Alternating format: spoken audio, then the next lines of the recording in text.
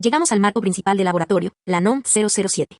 Esta norma es la columna vertebral que nos dice cómo organizar, operar y mantener el control de calidad en un laboratorio clínico. Pero un laboratorio no funciona con una sola regla. La NOM 007 se conecta directamente con otras 5 normas fundamentales que ven en pantalla. NOM 087, para el desecho y manejo seguro de tubos, gasas y muestras infectocontagiosas. NOM 004, para garantizar el resguardo, confidencialidad y entrega correcta de los resultados a los pacientes.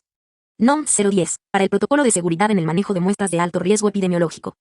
NOM 253, para el control y disposición de sangre humana y sus componentes en análisis o transfusiones. NOM 005, para el almacenamiento y manejo seguro de los reactivos químicos de laboratorio. Para que un laboratorio funcione con la máxima calidad y seguridad, la NOM 007 establece que debemos organizar el espacio en áreas claramente delimitadas y funcionales.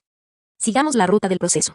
1. Registro y sala de espera. Es el primer contacto con el paciente, diseñado para brindar comodidad y recopilar sus datos de forma segura. 2 y 3. Toma de muestras. Contamos con un área general. 2. Para extracciones sanguíneas de rutina y un área específica y privada. 3. Para muestras bacteriológicas y especiales que requieren mayor privacidad. 4. Áreas específicas de análisis. Es el corazón del laboratorio. Aquí las muestras se dividen según el análisis requerido: hematología, química sanguínea, uroanálisis, inmunología y coproparasitoscopias. 5. Sanitización y esterilización. El lugar donde lavamos, desinfectamos y esterilizamos todo el material para evitar contaminación cruzada. 6. Almacén de sustancias y reactivos. Controla la temperatura y el resguardo seguro de todos nuestros insumos químicos. 7. Área de RPBI. Zona de acopio delimitada y señalizada para el manejo adecuado de los residuos biológico-infecciosos. 8. Recursos humanos y administración. La parte operativa que gestiona al personal capacitado y los procesos administrativos. Antes de entrar en detalles operativos, aclaremos el concepto fundamental, que es realmente un estudio de laboratorio. Según la NOM 007, es el análisis minucioso, ya sea físico, químico o biológico de muestras de nuestro cuerpo, como la sangre, la orina o los tejidos. Utilizando tecnología médica de alta precisión, procesamos estas muestras para medir componentes específicos que no podemos ver a simple vista. ¿El objetivo final?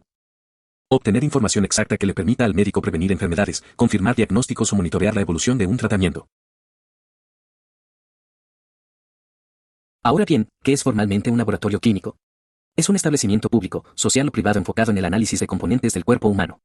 A través de pruebas físicas, químicas y biológicas, procesamos muestras para brindar información clave que permite prevenir, diagnosticar, tratar y resolver cualquier alteración en la salud del paciente.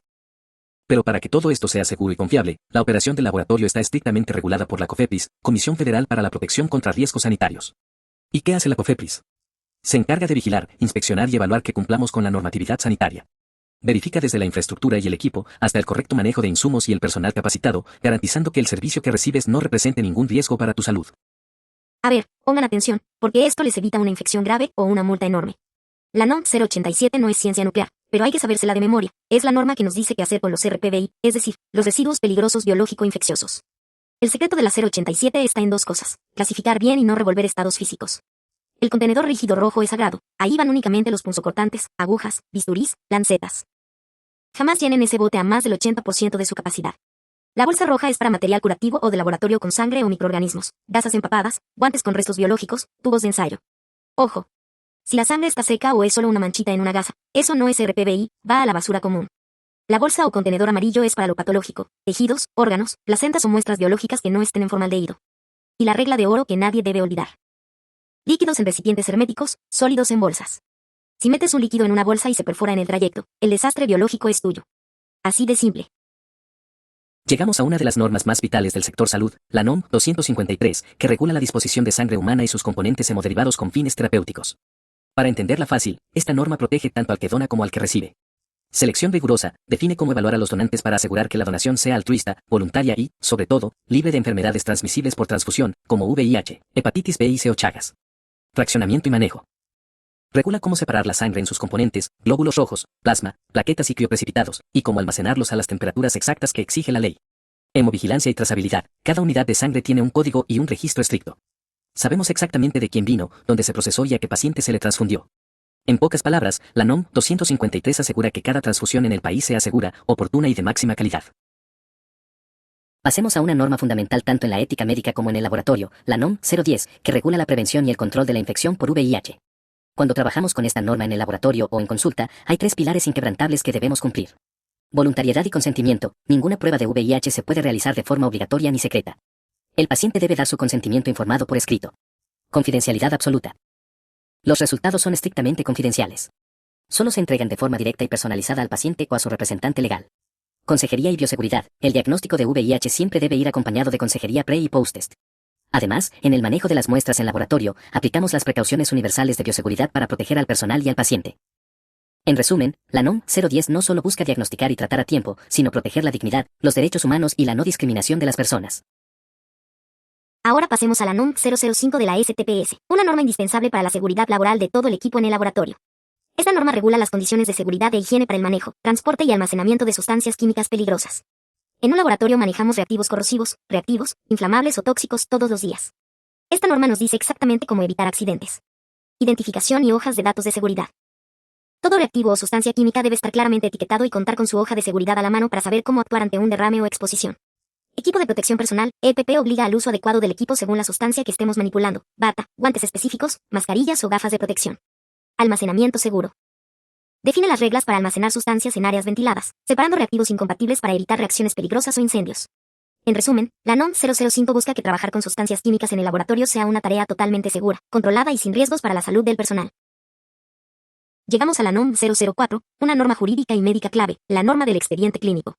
Ya sea en expediente físico o electrónico, esta norma nos dice cómo recopilar, manejar y resguardar toda la información médica del paciente, incluyendo, por supuesto, las solicitudes de análisis y los reportes que emitimos en el laboratorio. Hay 4 puntos esenciales que no se nos pueden olvidar. Propiedad y derechos del paciente. El expediente físico o la base de datos pertenecen a la institución o laboratorio, pero la información y los datos clínicos pertenecen estrictamente al paciente. Confidencialidad y ética. Es un documento confidencial. Ningún resultado ni dato puede compartirse con terceros sin la autorización expresa del paciente o una orden judicial. Conservación obligatoria. Por ley, todos los expedientes y reportes de laboratorio deben conservarse por un mínimo de 5 años, contados a partir de la fecha del último acto médico. Valor legal y médico. Es la herramienta principal para garantizar una buena práctica, la continuidad de la atención y nuestra principal defensa médica y legal ante cualquier aclaración. En resumen, la NOM 004 busca que toda la historia médica del paciente esté ordenada, protegida y disponible con la máxima ética y seguridad. Llegamos a un tema transversal y fundamental en la calidad de la atención, las acciones esenciales de seguridad del paciente, aplicadas al entorno del laboratorio clínico para evitar errores y prevenir eventos adversos. Aunque son varias acciones, dentro del laboratorio destacan 4 pilares operativos. ASP1. Identificación del paciente. Antes de extraer cualquier muestra o rotular un tubo, debemos verificar al menos 2 identificadores. El nombre completo y la fecha de nacimiento del paciente. Jamás, bajo ninguna circunstancia, identifiques un tubo por la ubicación física o el número de cama. ASP2. Comunicación efectiva. Cuando el laboratorio detecta un valor crítico o de pánico, es decir, un resultado que pone en riesgo inminente la vida del paciente, y se debe reportar por teléfono al médico tratante, aplicamos la regla de oro: escuchar, escribir, leer y confirmar. Quien recibe el reporte debe anotar el dato y releyérnoslo para asegurar ser un margen de error.